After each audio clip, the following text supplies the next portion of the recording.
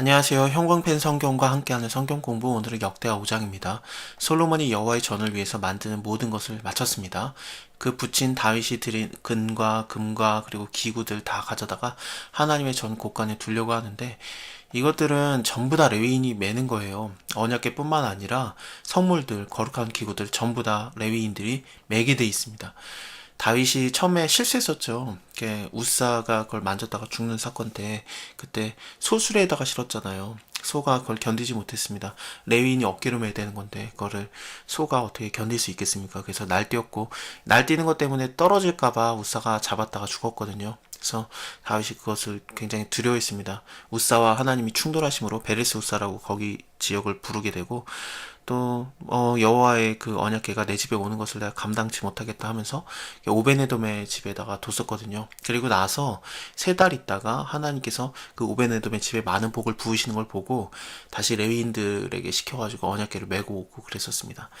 솔로몬에게 아마 신신당부를 했을 겁니다. 하나님의 언약궤는 하나님의 명하신 대로, 모세에게 명하신 대로 반드시 어깨에 담아야 된다. 안 말했겠습니까? 당연히 말했죠. 그래서 이렇게 메고 나오는 겁니다. 이에 솔로몬이 여호와의 언약궤를 다윗성 곧 시온에서 메어 올리고자 하여서 이스라엘 장로들과 모든 지파의 두목 곧 이스라엘 자손의 족장들을 다 예루살렘에 소집하니 7월 절기에 이스라엘 모든 사람이 다 왕께 모이고 이스라엘 장로들이 다 이름에 레위 사람들이 궤를 메었습니다. 이거 메는 것도 그 언약궤를 직접 만지는 게 아니라 거기다가 막대기를 괴는 거예요. 그래서 막대기를 메는 겁니다. 어깨로요. 성물 자체는 만지지도 못합니다. 우사가 그걸 만졌던 거죠. 자, 솔로몬과 그 앞에 모인 이스라엘 회중이 궤 앞에 있어서 양과 소로 제사를 드렸습니다. 그 수가 너무 많아서 기록할 수도 없고 셀 수도 없었습니다. 제사장들이 여호와의 언약궤를 그 처소로 메어 드렸으니 곧 내전 성소 그룹 날개 아래라. 이 내전이라는 것은 지성소, 그러니까 성소가 있으면은 이렇게 두 부분으로 나눠져요. 그래서 들어가자마자는 성소고, 그 다음에 언약궤가 놓여지는 곳은 지성소라고 해가지고 두 번째 파트가 되는 겁니다. 거기에서 그 언약궤 위에 그룹과 그룹 사이에서 하나님께서 만나주시는 거거든요. 거기에는 대제사장만 들어갈 수 있는데, 그것도 뭐 매일 들어갈 수 있는 것도 아니고 정한 날에만 들어갈 수 있습니다.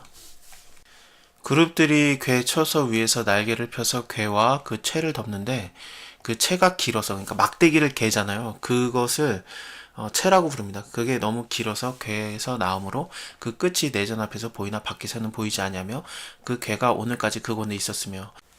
사실 오늘까지라고 쓰면은 이게 역대하를 쓸 때까지인데, 역대하가 포로로 잡혀갔다가 돌아오는 것까지 쓰여 있거든요. 유다가 당연히 멸망한 이후까지. 그래서 에스라가 썼을 거라는 의견이 있습니다만, 이스라엘이랑 유대가 다 멸망을 했는데 법궤가 계속 여기 있었을까, 그게 좀 고민이 됩니다. 어쨌든 지금은 넘어가겠습니다. 궤 안에는 두 돌판 외에는 아무것도 없었다. 원래는 3개가 있었잖아요. 만나를 담았던 항아리랑, 그 다음에 그거는 출애굽기에서 하나님이 명령하십니다. 만나를 처음 주셨을 때 이것을 담아다 너희가 이걸 대대로 이렇게 지켜라. 그래서 이 후대 사람들이 광야에서 하나님이 너희에게 만나를 먹인 거를 알게 해라. 그것을 명령을 하셨었어요. 만나는 다음 날이 되면 다 썩어 없어지거든요. 벌레가 나고 막 그 썩는 냄새가 나고 그랬었는데, 물론 안식일에는 이게 하루 정도는 더 괜찮았었습니다. 근데 다 없어지는데, 아마 그 항아리에 저장됐던 그 만나는 하나님께서 보관용으로 명령을 하신 거라서 그게 썩지는 않았었을 거예요. 근데 이게 없어진 겁니다. 만나랑 그 다음에 십계명이랑 그 다음에 또 뭐가 있었냐면은 아론의 쌍난 지팡이가 있었어요. 아론의 쌍난 지팡이는 쌍만 났던 게 아니라 거기에 살구 열매까지 사실은 맺혔습니다. 꽃도 피고요.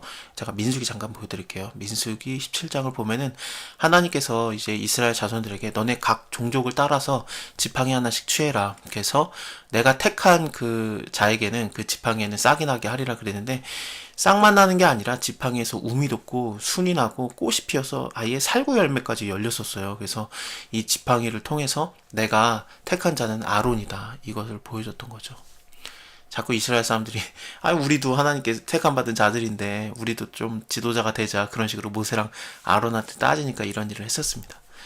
어쨌든 이 쌍난 지팡이, 정확하게 말하면은 열매까지 맺힌 지팡이, 그거는 또 없어졌어요. 이게 언제 없어졌는지 모르겠어요. 아마도 블레셋 사람들한테 뺏겼을 때 그때 없어졌을 수도 있고, 아니면은 이스라엘로 다시 돌아왔을 때 베세메스에서 사람들이 그걸 열어보잖아요. 그래서 5만 70명이 그때 죽는데 그때 없어진 건지, 아니면은 뭐 기럇 여아림 거기에 있었는데 거기에서 없어진 건지 도저히 알 수가 없습니다. 그래서 일단은 두 돌판 외에는 아무것도 없어요. 다 없어졌습니다. 이것은 이스라엘 자손이 애굽에서 나온 후에 여호와께서 저희와 언약을 세우실 때 모세가 호렙에서 그 안에 넣은 것이다. 이렇기 때문에 이렇게 언약판이 들어가 있기 때문에 언약계예요. 아니면은 십계명의 판이 들어갔기 때문에 계명, 법이잖아요. 그래서 법계라고도 불려지고 이렇게 이름이 자꾸 바뀌는 겁니다. 정확한 이름은 여호와의 이름으로 이름하는 궤입니다. 여호와의 궤 이렇게 보는 게 제일 맞는 것 같습니다. 이때에는 제사장들이 그 반차대로 하지 아니하고 이렇게 다윗이 24개의 반으로 나눠놨잖아요. 근데 그 반대로 하지 않고 스스로 정결하게 하고 성소에 있다가 나오매 노래하는 레위 사람 아삽과 헤만과 여두둔, 굉장한 그 찬양대 지도자들이죠. 이들과 그리고 그 아들들, 얘네들도 마찬가지로 전부 다 지도자급들로 포함이 되었습니다. 다윗 때요. 그리고 형제들이 다 세마포를 입고 단 동편에 서서 재금과 비파 수금을 잡고, 또 나팔 부는 제사장 120인이 함께 서 있다가 나팔 부는 자와 함께 노래하고 또 일제히 소리를 발하고 여호와를 찬양하며 감사하는 나팔을 불고 재금을 치고 모든 악기를 울리며 소리를 높여서 여호와를 찬양하여 가로되 선하시다 그 자비하심이 영원히 있도다 하매 그때 여호와의 전에 구름이 가득하였습니다. 이 전에 구름이 가득하였다는 것은 하나님께서 임하고 계신다는 것을 좀 시각적으로 보여주시는 겁니다. 하나님은 눈에 보이지 않아요. 왜냐하면 영이시기 때문에 뭐 육체를 입으실 필요가 없죠. 물론 예수님은 우리를 위해서 육체를 입으셨습니다만, 하나님께서는 볼 수 있는 하나님이 아니에요. 스스로가 보여주면 보여주겠지만 본다는 느낌이 없습니다. 근데 영광이 가득했다는 걸 보여주기 위해서 일부러 구름을 선택하신 것 같고, 그렇다고 구름이 하나님의 영광은 아닌데 구름이 임함으로써 하나님의 영광이 지금 거하고 있다는 것을 가르쳐주고 있는 겁니다. 그 모세의 장막이 처음 만들어졌을 때도 출애굽기 40장에서도 마찬가지였거든요. 그 장막 안에 하나님의 영광의 구름이 너무 빽빽하게 있어가지고 모세가 그 안에 들어가지도 못했었어요. 그런 것이 굉장히 연상이 됩니다. 이것은 또한 예수님께서 요한복음에서 그 말씀이 육신이 되어 우리 가운데 거하심에 뭐 우리가 보니 은혜와 진리가 충만하리다 그러잖아요. 그 충만하다가 그 구름이 빽빽하다, 구름이 많다, 그 뜻하고 같은 단어예요. 그래서 예수 그리스도 자체가 영광이 가득한 거, 은혜와 진리가 충만하다.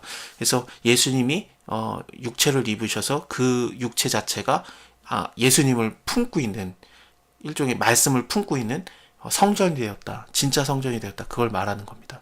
그러니까 2장에서 당장에 그 아버지의 집은 장사한 집이 아니다. 저거 다 헐어버려라. 내가 3일 만에 다시 일으켜 세우리라. 이 말씀을 하심은 예수께서 자기 몸이 죽은 지 3일 만에 일어나시는 거, 그러니까 자기 몸이 성전된 것을 말씀하십니다라고 정확하게 기록이 됩니다.